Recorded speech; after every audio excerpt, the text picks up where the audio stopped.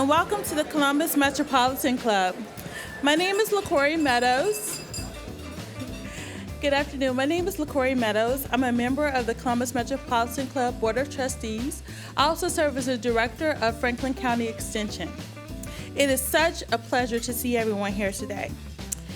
Okay, so for today's forum, we're very excited to have a wonderful speaker here. Our title is Wild Ride Ahead for Our Food System. Dr. David Hughes. This forum was developed with a partnership with the Ohio Agricultural Council and sponsored by the Ohio Agribusiness Association, as well as the Ohio Farm Bureau Federation. Each are represented here today by many colleagues and friends. Won't you please help me thank them for their sponsorship?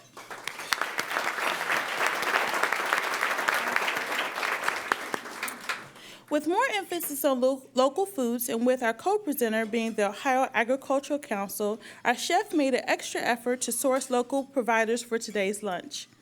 Our meals today featured ingredients from several local providers that included Gerber Farms, Dairymen's, and Middlefield Farms.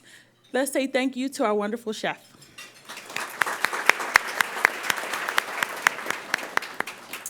Food is essential for life. In human history, from hunter-gatherers to the first efforts of cultivation, constant technological advances allow us to produce larger quantities and higher quality of food for lower costs.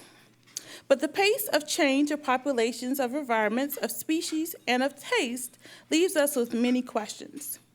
To help answer those questions and to shed light on our complex food systems, we are pleased to welcome all the way from London, England. I loved his accent when he was talking earlier. Internationally renowned food professor, Dr. David Hughes. Following his remarks, Dr. Hughes would join the director of Ohio State's Food Innovation Center, Dr. Ken Lee, for conversation. Dr. Hughes, the podium is yours. Great.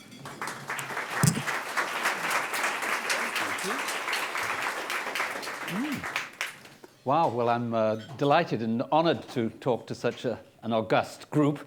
I do have some American bona fides. I lived and worked in the US for a number of years. I started a food business in Florida.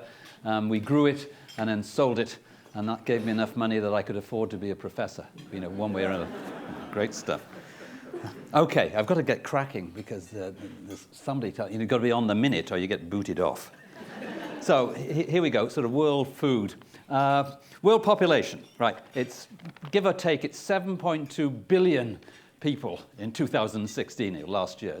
Is that a lot? Do you think that's a lot? 7,200 million people?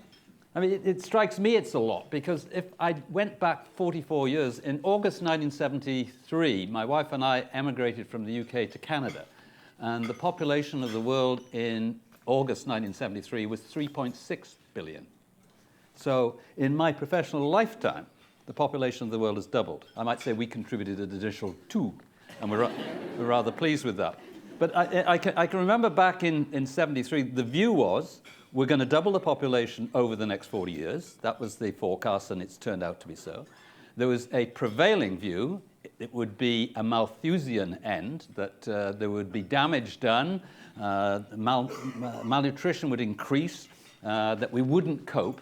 And the fact of the matter is that we have. That there proportionally are much less poorer people and malnourished people now than there were back in the 1970s. So, okay, now let's sort of jump forward. It's only about another 25 years, because we're going to add another 2 billion people. And again, I hear ringing in my ears, people saying, we can't cope, there's going to be malnourishment, etc. And I think, I've heard that before. It sounds familiar. So where are the 2 million coming from? Actually, the continent where you'll see the most explosive population growth will be Africa, where it has a population roughly of 1 billion, and it will go to 2 billion.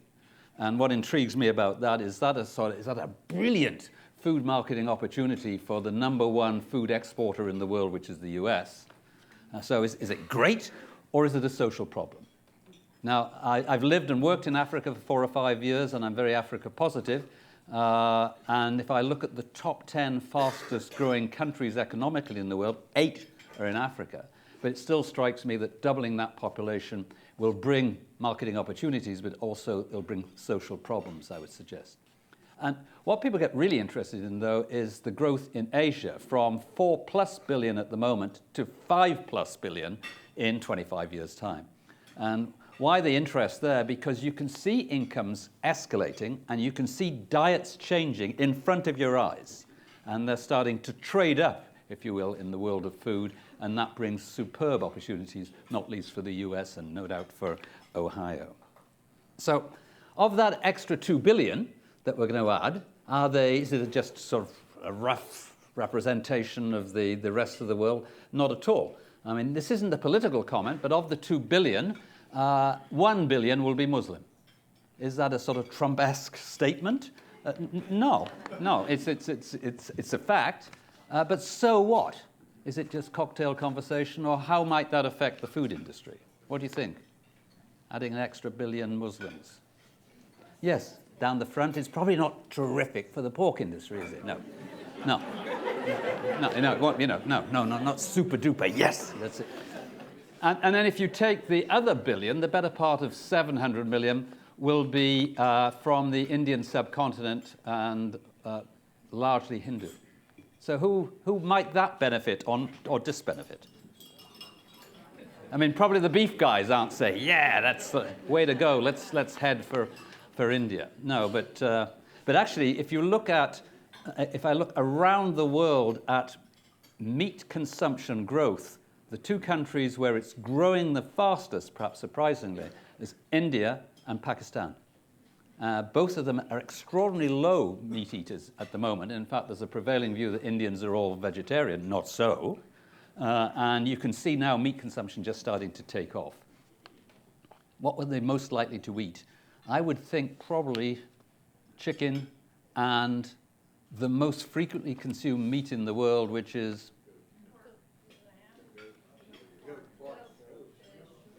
Come on. Fish. It's fish. Thank you very much. Fish is meat. Fish is meat.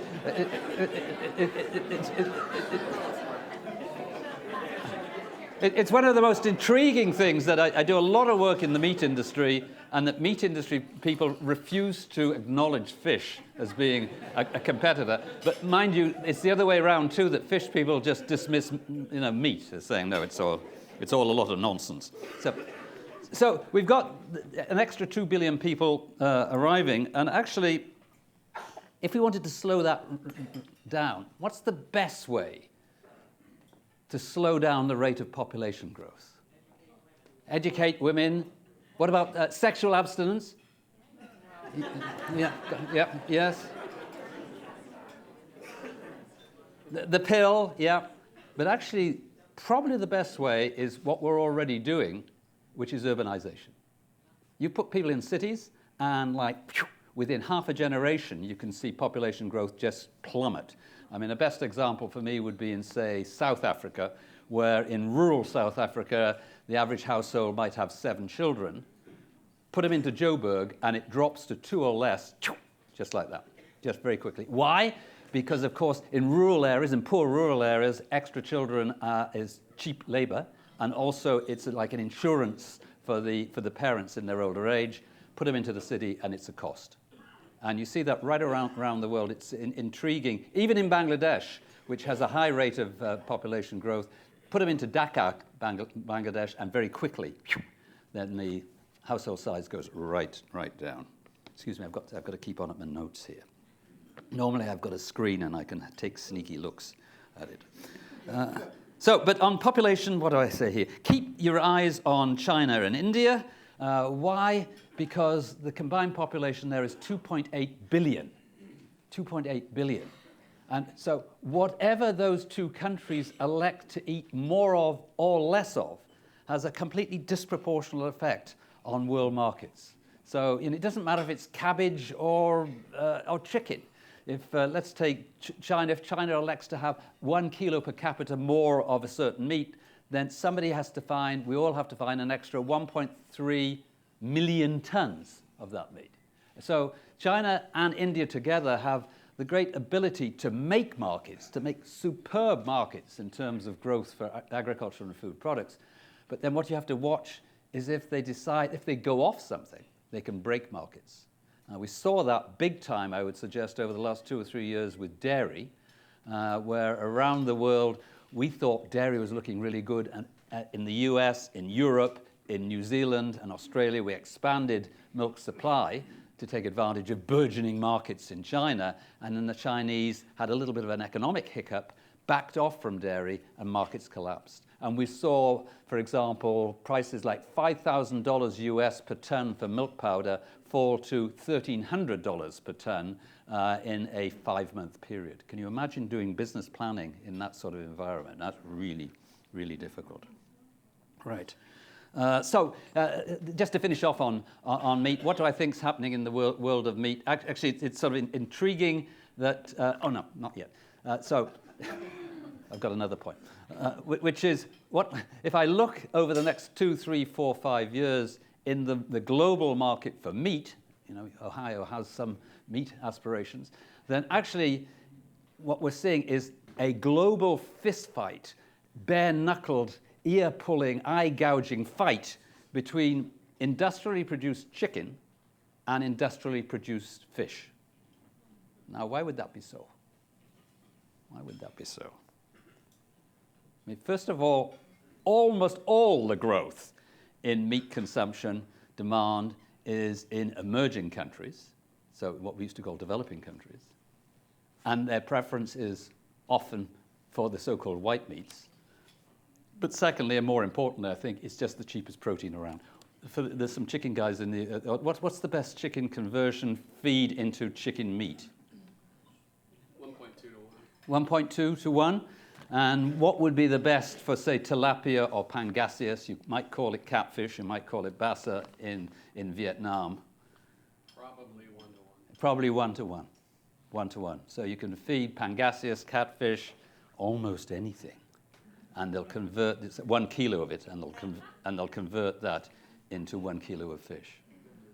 So in emerging countries where incomes are just starting to go from very low to slightly higher, then the first rush is more meat, but a meat that they can afford. Where are we? Okay, so let's look at grains and oilseeds and the Midwest. I know you're just on the side of it. So what do you think is the biggest driver of price variation and price movements in grains and oilseeds? What would be the factor that most drives it? Fuel? Fuel costs. Okay. You're getting close, but no cigar at the moment. Weather. You know, so you might say climate events, for example, you know, one of which we had, if you went back, was it 3 or 4 years ago in the Midwest, where there was that drought that was the harshest you've had in history, and it collapses yield and production in the Midwest. And it's one of the peculiar things about farmers all the way around the world. Farmers around the world like a bloody good disaster somewhere else. Yeah, I mean, we don't want to, harm to Midwest farmers, but I keep looking at that map and I want to see a big red blob in the middle which says you've got no water, because I know my Welsh and English farmers go, yes, yeah, nice. So yes, that drives prices, but actually the single most influential factor driving the price of grains and oilseeds is the price of oil. And for the last 10 years or more, because of actions actually initially taken by governments, there's now a direct link between oil prices and cereal and oilseed prices because of biofuel policies. It's astonishing, actually. If you plot the movement in Brent crude, so in essentially world oil prices, you can just put onto it the prices of all other grains and oilseeds, and they just follow it. So I would suggest for those, I mean, this isn't necessarily great for you, because I know grain prices are relatively low at the moment, if you will, but I don't think we're going to see a much hiccup up in oil prices over the next year or two. And if that's the case, you're not going to see, unless there's a crop disaster somewhere, you're not going to see grain prices going up either, which is sort of tough for you guys, I know that. Another element, of course, is, let's get away from grains, that drives prices would be just disease. And we've seen that in China with AI, as they call it, not artificial insemination, but avian influenza, where demand for chicken has collapsed in China, where they just keep well away from it. And then also in an area which I think is particularly pertinent to you guys at the moment too, there are political events which sometimes are very, very difficult to prejudge. So I'll give you one example, then we'll come straight to you. So about 6 years ago, the Norwegians, they only give one Nobel Prize, and that's the Peace Prize, and they gave it to a Chinese dissident. The Chinese government didn't like that, so they banned imports of Norwegian salmon. And still to this day, that can't get into China. The more recent happenings in Mexico are again an example of how political machinations can affect, as I understand it, is it the Mexicans say that they might say no to your corn because of things to do with walls and stuff which is well above my head. So there we go. Hang on, 12:41. Got to move on, David. Okay, and again, back onto to global food trends, there's a sort of interesting circularity of trends. So if we take, in the US, consumption of wheat flour, over the last, from 1997 to 2015, has declined by 10%. Why so? Well, a lot of it that's linked to increasing concern about gluten. Odd in itself, because we know that 3% of the world are celiac, that awful disease, but there's something like 25% of Americans are consciously trying to reduce their gluten intake, and that's reduced flour consumption by 10%. However, go to other parts of the world, like Asia, then wheat flour consumption is going up. So, one sort of counteracts the other. You see it with, what else have I got here? Rice. Suddenly, Africa has a great preference for rice, even though they don't necessarily have the conditions to grow it, and they're dropping their more traditional cereals, which in themselves, if you think, you have poor people tend to want carbohydrates eaten by rich people, and then, funnily enough, rich people more recently seem to want carbohydrates eaten by poor people. So, look at this sudden interest in quinoa, in chia, in millet, in sorghum. I mean, for goodness sake, quinoa in particular, you can't hold your head up in polite society unless you have just a jot of it for breakfast. It's the most peculiar. And meat is the same. As you see, overall global meat demand is growing, but actually it is at best static or indeed declining in Western economies, but that's compensated by an increase in emerging countries, just as well for the meat industry. So that gives it some balance. And what about insects? What about insect protein? Would we eat insects in Ohio? They will in Manhattan. It's very fashionable. So you're seeing cricket flour made into little chips for dipping, etc. But actually, clearly, we are going to eat insects going forward, but actually it's much more likely to be in the form of livestock feed and fish feed. You look at the fecundity, if that's right, the fertility of many insects in terms of reproductive rate, etc. I mean, the nice thing about crickets is you don't have to wait 9 months for them to reproduce. I mean, over a long weekend, they can sort of put a good fist at it. So there we go. And then also what we're saying in terms of protein, while I'm on protein, is that people's perception, understanding, and desire for protein, particularly in the US, but also in other developed countries, is broadening. And there's been a huge increase in interest in plant-based proteins, not least in the US. They're extraordinarily fashionable. I think it's way more than just a trend, just a fad. Sorry, it's much more than that. So, for example, if I look at, are you pulse growers in Ohio? Chickpeas, peas, lentils, anything like that? A little bit. If you look nationally, then it's been a significant increase over the last 10 years in pulses and vegetable-based protein, if you will. And what's more, that isn't being exported, it's being used internally.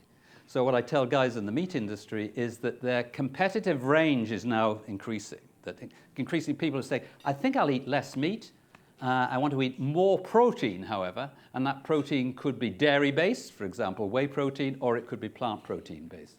I think the good news, though, from a meat point of view, is that people say, I will eat less meat, but when I do, I want to eat better meat, and what's more, I'll pay more for less. Perhaps I can come back to that in a minute. Okay, so consumer stuff, I recognize, remind me, 5 minutes, 10 minutes? Yeah, just keep going, yakking away. Yeah. But what I think is encouraging, if I look particularly right round the world too, is that we've now gone past the depth of despondency when people had no particular interest in where food comes from, and increasingly they do.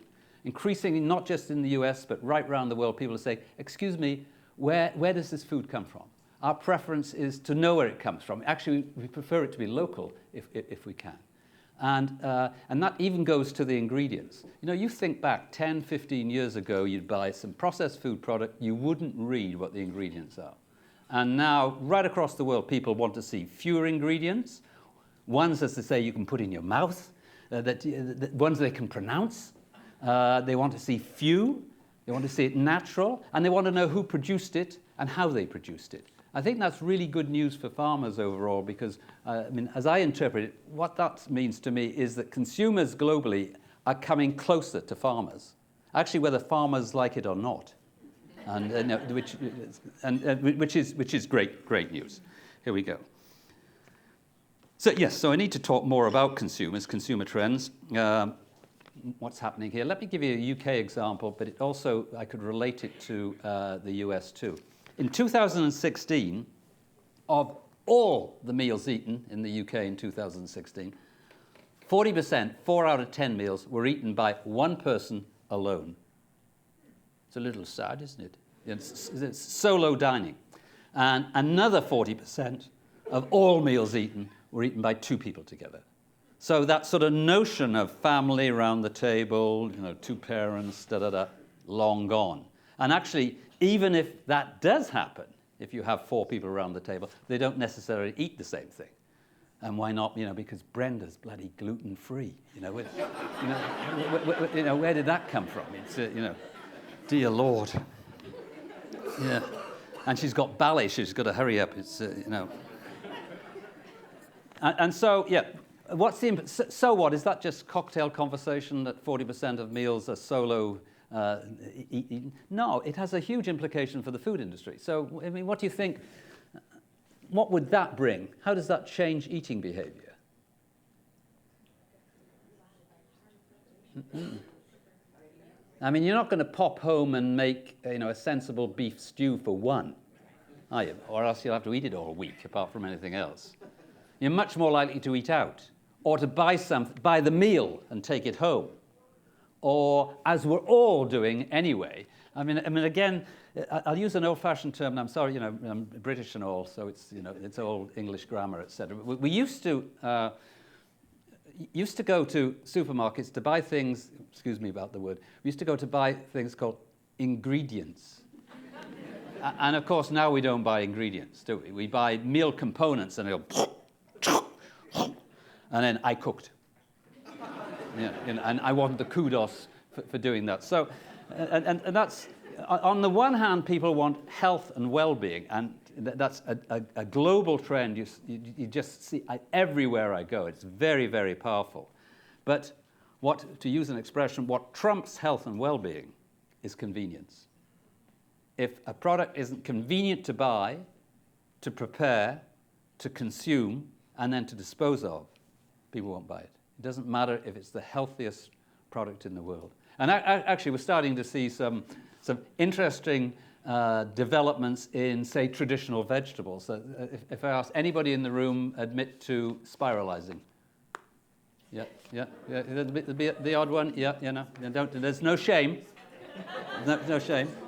There is counselling, but there's no shame.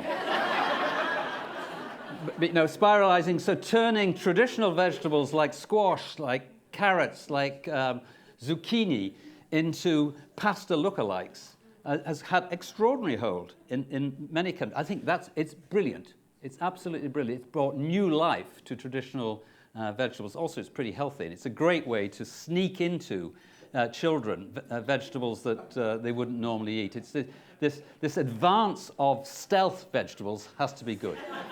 Yeah, I mean, if I think back at, we had two boys, and my youngest boy, when he was about 6, for 2 years, he decided he wouldn't eat anything green.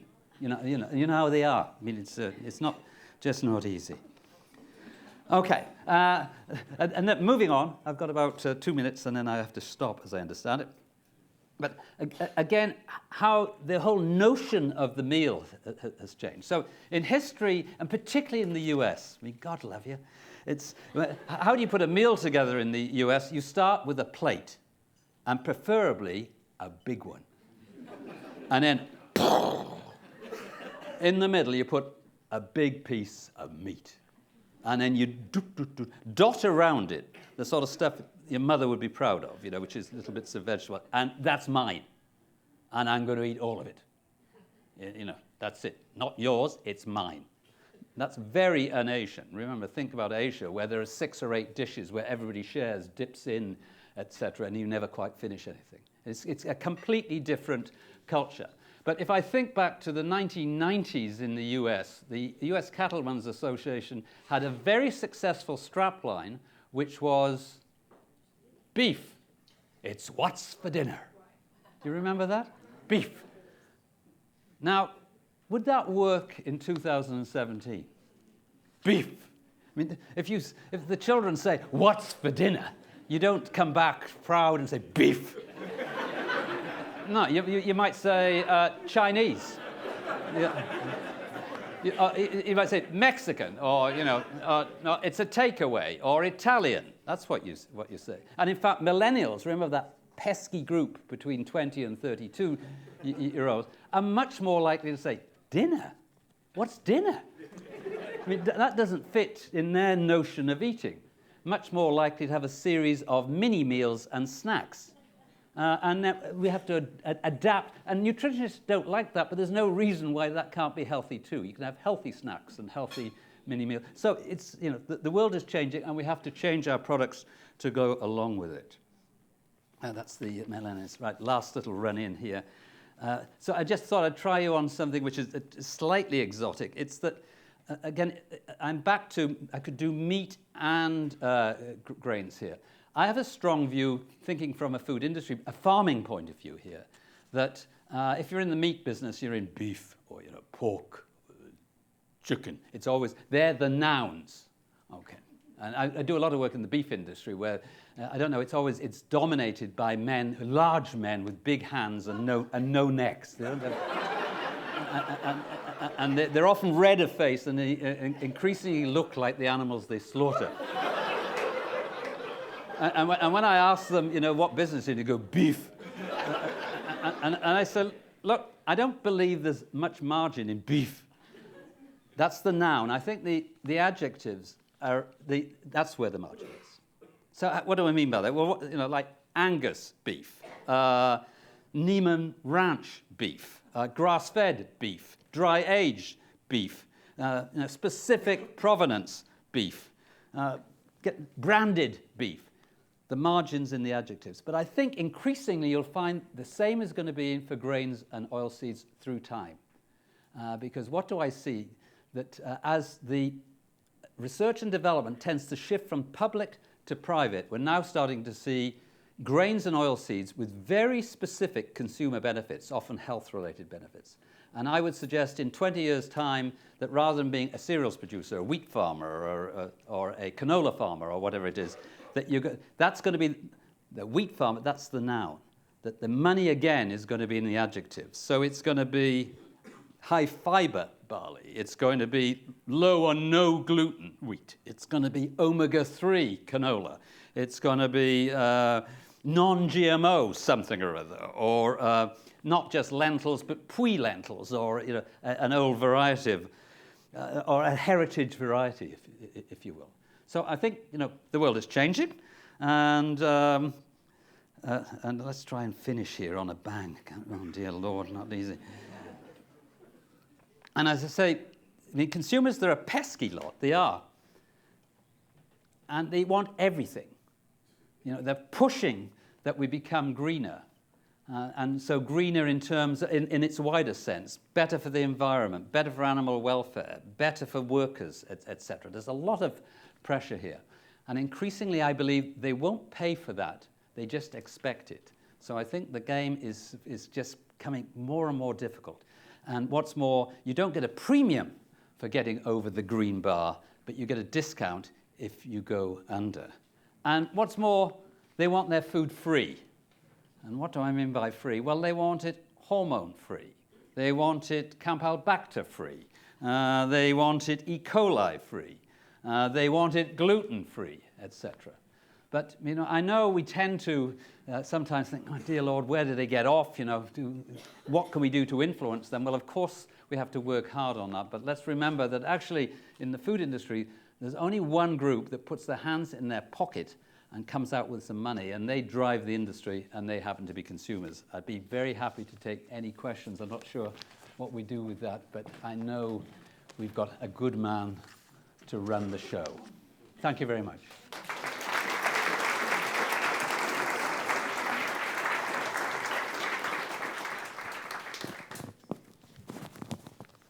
I had the best job, actually the second best job. You did the best job ever, and it's actually a difficult job to follow such a wonderful presentation. Actually, Professor Hughes is also known as Dr. Food, so if you try to get on the internet and find him, Hughes is a common name, but Dr. Food is pretty exclusive. And I was astounded to find that you spend 290 days out of every year traveling the world, so your world perspective is just really very much appreciated. And I was just wondering, with that perspective, is the United States following world food trends, or are world food trends changing the U.S. diet? Because here in Columbus, for example, this used to be a meat and potatoes town, but with the great ethnic diversity we now have in this city, which is test market city, we're typical American. Yeah. We've become much more diverse in our food preferences. Yeah. I think you've answered your question. Yeah. I often get asked, is the world becoming westernized in its eating behavior, eating habits? And my response is, I think we're more likely that we're being Asianized. Yeah. In terms of, look at us, how people start to cook at home, it tends to be stir-fried. We have our own twist on Asian food. So, for example, let's say stir-fried, so thin strips of meat are one thing in your country and bear no relationship to thin strips of meat, say, in Asia. I mean, your thin strips are essentially just steaks. So, eating patterns, they're entrenched. They take long periods, long time to change. As I said, if we take, say, meat consumption, I'm not anti-meat by any manner of means, but you guys eat, as I say, 110 kilos if you put in fish. 200 pounds plus. That's an astonishing amount. How on earth you've got the time to turn up here, I don't know. You should be mining your way through a carcass at home. So, but I see that as having certainly peaked, and that will go down. So more. There's some westernization, but in general, we're Asianized. And I like your point about adjectives, because it's not just beef. But the question, of course, is the list of frees, which is interesting. You didn't mention GMO-free. Yes. Where are we going with GMOs worldwide? Worldwide. Okay. In most countries, consumers are antagonistic, not enthusiastic. Well, why so? In fact, if we take sort of developed countries, or let's look at your near neighbor, the best research I've seen recently is in Canada, where consumers say, actually, we're sort of against GMOs because nobody's ever told us what the advantages are. And I think that's a pretty good response. We see there may be a downside. You haven't bothered to really sell the idea of what the upside is, and therefore we feel we'll just push it away. Who's you in that case? The industry. The industry. However, if you want me to take the longer term, and I think if we continue to look, we're already GMO'd. Like any processed food will have soy and corn in it, and all that's GMO'd. We all wear GMO cotton. We feel comfortable having GMO'd fuel. corn and canola. And I think over time, the resistance will decline, and it's accelerated when, for example, I was pleased to see that senior Greenpeace people left Greenpeace because of Greenpeace's view on golden rice, which was the GM'd rice, which added extra vitamins for children who currently are blinded because of the lack of that vitamin. And the senior people in Greenpeace left because they felt Greenpeace were being immoral by being anti. Now, that sort of helps if you want to advance the cause of GM. But in Europe, it's going to take a while.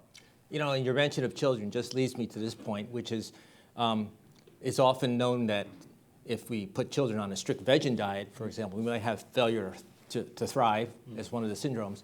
Is meat an essential component for child nutrition, or are we trending more towards less meat, more veggies? Well, as I say, in countries where meat consumption is really high, I don't think it's a bad thing for us to have a more balanced diet. Do I think that the world is going vegetarian? No, and I'm just going to share something. It's not very scientific, and I'll only share it with you. It's very private, We're secret. friends. Yeah, it's secret. But we are being recorded. But the research evidence from some universities shows that vegetarians have lower sperm counts.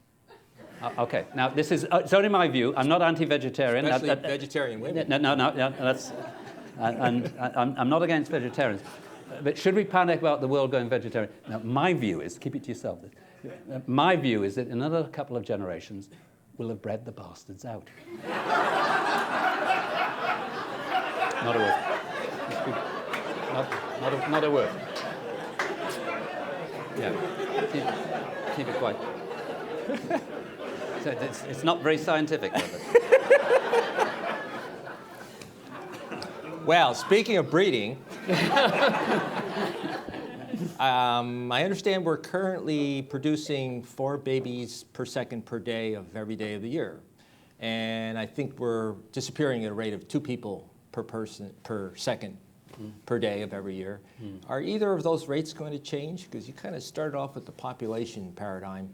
Are we just going to keep growing at that astronomical rate? I think what's going to happen is that the birth rate is dropping and dropping categorically, but of course we're living longer. I mean, the fact of the matter is that a child, and there's a lady who's going to bear a boy on next week. Yes, thank you. Well done. Congratulations. Good luck. And that child born next week in the US, in most of Europe, and indeed in China, would expect to have the average lifespan will be 104 years. Now, so to just put that in some sort of social context, and you can see the problem. So population will continue to grow, not least because of just living longer, but bringing more and more cost, frankly. And that's going to be, quite the burden. What I didn't mention, if you take China, the most aging country is Japan. Mm-hmm. And it has a demographic or population profile, instead of being like a triangle, which is what, say, Pakistan, Indonesia, India would be, lots of little children and very few old people, then it's the opposite for Japan. There are 125 million people in Japan. They're losing 1 million a year, by the way. China will have that same demographic profile by 2030 as Japan. So China they will get old before they get rich, with all the consequential social problems associated with that in terms of health, etc. Remember, half the population has been smoking like chimneys, and with all the problems, that's going to be huge. Will that slow economic growth? You bet your life it will. So in 104 years, are we looking at quality of life as a major factor? Yeah, and that's the measure, isn't it? It's which is what I'm trying to do. The fact of the matter is that when you turn 60, for those who are just under that, then you change your diet. And why might you do that? Yeah, that's it. Because here I am standing on a stage. If I don't trip up.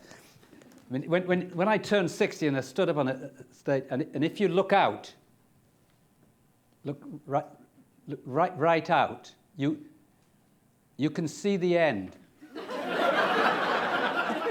and you go, bugger, there's the end. And I don't want the end. How can I push it away? And that's about well-being in older age, and it has a huge impact on the food industry. There's suddenly an unseemly rush to eat more fruit and vegetables and fish, when you know it's too late.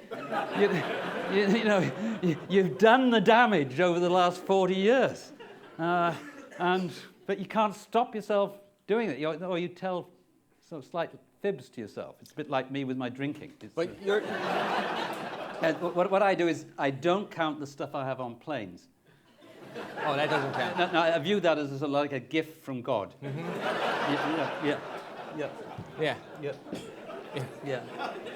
Airplane food is not caloric. That's the big outcome from today. As you see the end approaching, though, are we? And of course, your specialization is marketing and economics. My end approaching? Or, No. or of this event. I can see the end too. Okay? I see the end coming. But are we marketing now geriatric foods? Is it possible to sell foods based on their potential for longevity? Well, we're already doing that. If you look at, you go back 10 years, 15 years ago, then whey powder from, which was a byproduct from the dairy industry, which we used to throw away, then feed to pigs, etc. I mean, it's now the premium part of milk, and there's an imbalance globally, and now it's not bodybuilders. Well, it is bodybuilders, but they're old bodybuilders. It's people like myself who are worried about losing muscle mass. Mm-hmm. You just see every morning when you look in the not a pretty sight. How on earth can I put a little bit of... And so, yes, that's geriatric food. There's one other thing we're faced with here. We have this thing every 5 to 7 years called Dietary Guidelines for America. Yes. Is the world following those trends, and what do you think of our current recommendations about fat and carbohydrate composition of our diet? Is that a global trend, or are we just being ugly Americans by saying we should have a My Plate or a food triangle that optimizes health? Actually, many countries, as you will know, attempt to, at the government level, attempt to influence diet. Maybe they do at the margin. Mm-hmm. But in many cases, you've got so far to go. The Dutch government, for example, has just advised its nationals that they should eat no more than half a kilo of meat per week. That's 26 kilos per year. That's let's say it's 60 pounds a year. How much do they eat?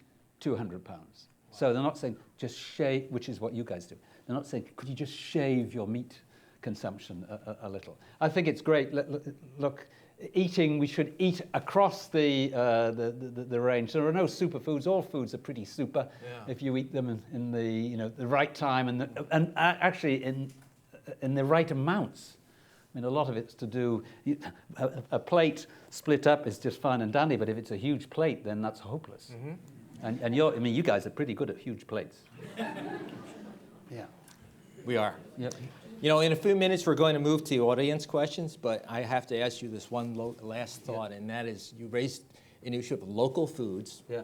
And, of course, the definition of local does vary. Yes, it does. But is that a good trend for local foods to be emphasized as a part of a healthy diet? Well, is it good or bad? It is pervasive. Yes. It doesn't matter where you are in the world. Thailand, China, that there is great interest in local foods. And for a wide range of reasons. Some people see it being fresher, healthier. Others want to support the local community, etc. Look, that's not going to dominate. And I think it's an important trend, and it's one that one should encourage. But that doesn't mean you're going to grow bananas in Columbus. No. Well, with global warming, I hope to start. Yeah. I have oceanfront, and I won't have to move. It is. I'm given this script, so I'm going to read this. It's the Metropolitan's Club tradition to take audience questions. Please state your name, ask your question, and we thank you in advance for not making long editorial comments. So the microphone, of course, is right here. And while people are waking up to the microphone, let's please thank Dr. Hughes.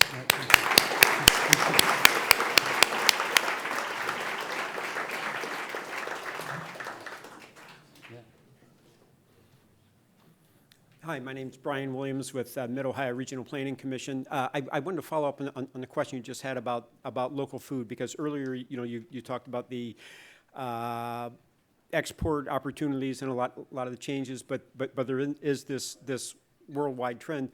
Do you see it a lot more in what do I want to say? When you look at it from the economic perspective, which you said is one of the reasons to do it, the local economies, that's what we're trying to do a lot here in Central Ohio. Look at it economically. Do you see that as viable, important to the developing economies of the developing countries? Of developing countries, not of regions in the U.S. Well, both. I mean, do you see it as if we focus on local food here for our economic reasons, as opposed to exporting a lot of things, working with these countries and these communities to grow more of their own? So, I mean, to some extent, we're talking about the issue here of food security, and we've forgotten in many cases, what food security is all about. I'm 69, so I was born in 1948.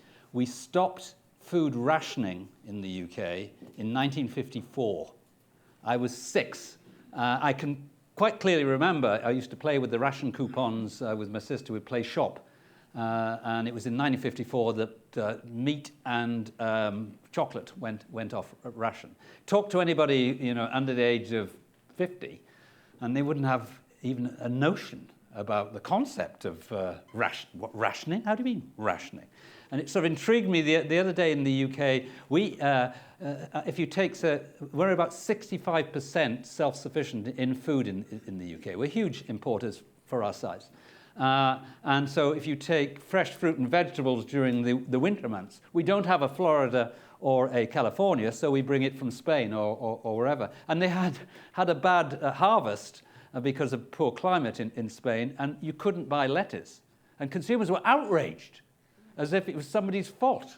And it's sort of no notion that, how reliant we are. So I think it's not a bad thing every now and again for people to be reminded about issues relating to food security. And let's go back to developing countries, emerging countries. The problem that they have with regard to getting more and more food security is they want that. So they're expanding, for example, their production of their staple crop, which might be rice. But in doing so, they're moving to more marginal areas, which is more susceptible to yield variation. So on the one hand, it's sort of a good thing to be more food secure, but by increasing their production, we're also making sure that the world is a more volatile place. So there's no easy answer to that. So. All right. Thanks again. This has been very enjoyable for me.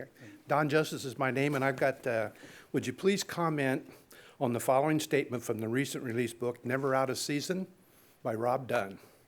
In 2016, the supply of calories available to human consumption worldwide was less diverse than ever before.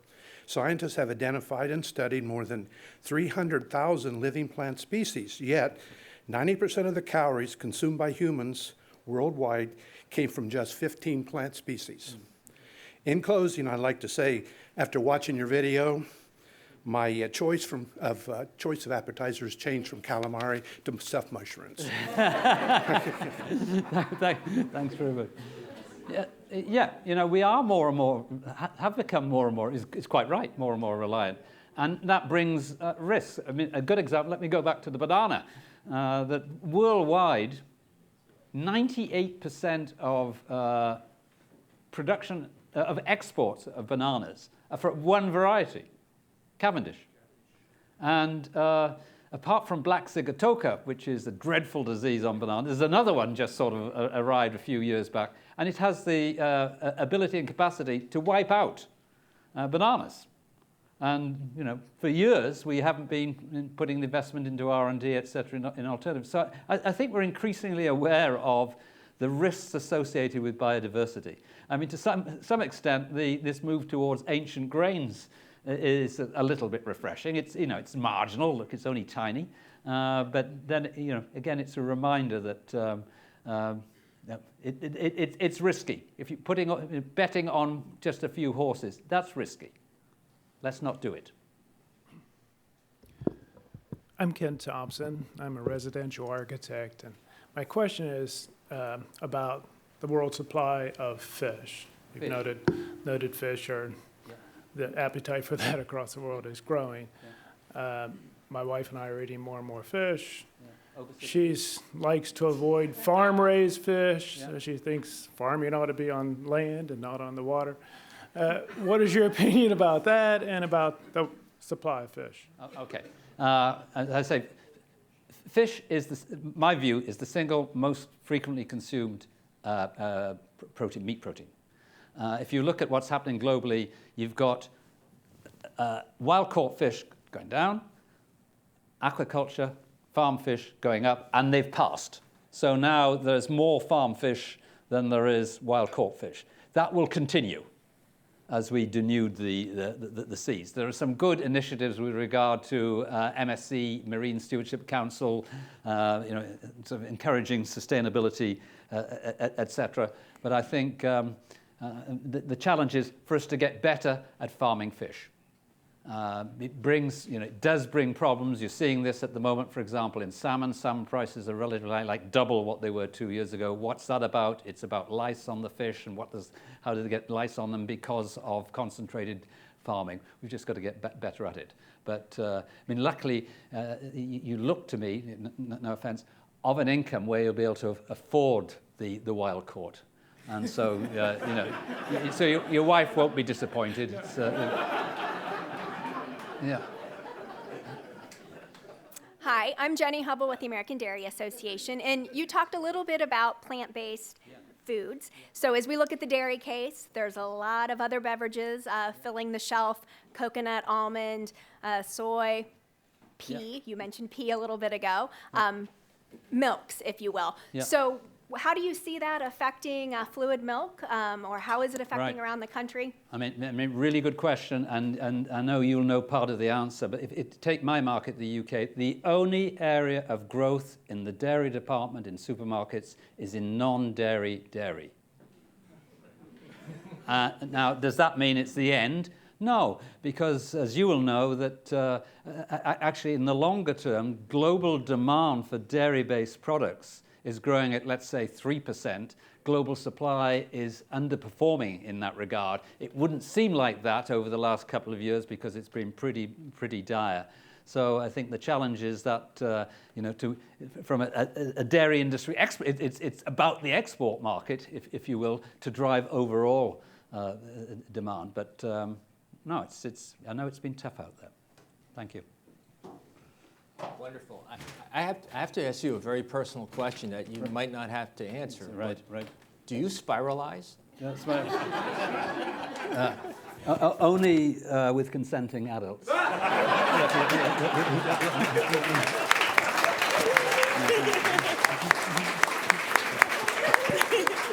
That was great. What an insightful forum. Thank you so much, Dr. Hughes. I'm still trying to get the mental image of the beef producer out of my mind, so I'm working on that. You can view and share today's forum and all of our forums on CTV Columbus Television, on WOSU and PBS affiliates statewide, through the Ohio channel, and anytime on CMC's website via YouTube. We recognize that there are many trade associations in the room, so we definitely invite you to please link today's video to your websites and share it among your members. Please help me thank our partners and sponsors: the Ohio Agricultural Council, Ohio Agribusiness Association, and the Ohio Farm Bureau Federation. Thank you so much for your support. We would also like to thank our wonderful speaker, Dr. Food, as well as Dr. Ken Lee from The Ohio State University. And a special thanks to all of you for being here. We look forward to seeing you again at CMC soon. Have a great afternoon.